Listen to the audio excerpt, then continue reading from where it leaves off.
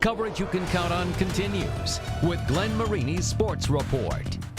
This past season, it was turnaround time in the Circle City, and Chandler Harnish had a ringside seat. As a rookie for the Colts, the Norwell grad was Indy's third-string QB. While he didn't play in a regular season game, the Colts have already re-signed him for next year. Earlier today, I sat down with Chandler at Norwell High School to talk about the Colts, coaches, and corn. Last April, the Colts take you with the final pick in the draft. It's been almost a year. What was that first year in the NFL like for you? It was definitely kind of a whirlwind. You know, you blink once and it's already over. It was so much fun. It's always fun when you win games, and we were fortunate enough to win 11 games, go to the playoffs, and had a great coaching staff, a lot of great teammates, great support from just the state of Indiana, and then up here, the Northeast community. It's been awesome. Was there ever a moment where it was a welcome to the NFL type moment for you? I think it was day one when we had our helmets on and the whole team was out there. We had most of our vets. And I called the play in the huddle. I went to the line of scrimmage, sent the receiver in motion. I looked over. I didn't even realize, here comes Reggie Wayne in motion. So I remember thinking, oh my gosh, I got Reggie Wayne in motion coming on a play, and I didn't even know it at the time.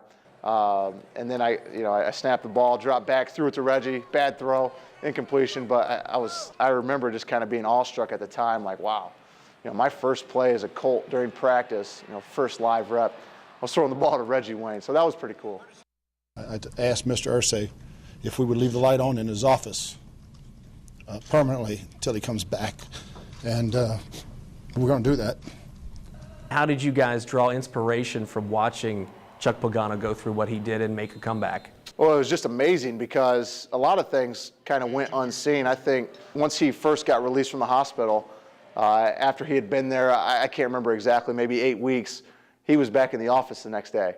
And just to see him in there, lively, but to see a person go through that and still have the strength to come in, and just the absolute care he had for his players and coaches was something that I'll never forget, and I think was huge just for anybody that would have seen him that day. The Colts signed you to a futures contract at the end of this past season, so obviously they're going to have you around this upcoming season. What are your plans for your career in the future, not only for this upcoming season, but for down the road as well? My mentality is changing. When I first came in to Indianapolis, I was thinking, man, I just want to make the team. I want to be a part of this. I want to prove to people that I can be an NFL quarterback. And now this year, I'm going to compete as if I'm the starting quarterback. I want to go in there, be a leader, be a great teammate, and push Andrew. Make that position better as a whole, make our room better, make our coach better. And I think if I do that, it just makes the team better. What was it like when you got drafted and you started selling sweet corn still at the stand here down in Wells County? What was that experience like? Yeah, the sweet corn thing is a business that we've been doing a long time. It's something that's kind of a Harnish trait.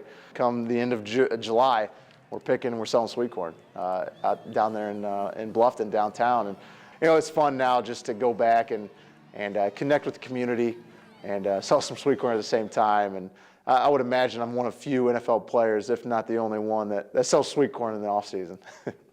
That is a pretty safe assumption. Now, Chandler is working out, getting ready for Colts camp this summer.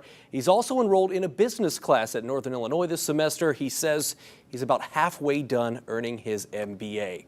Good dude.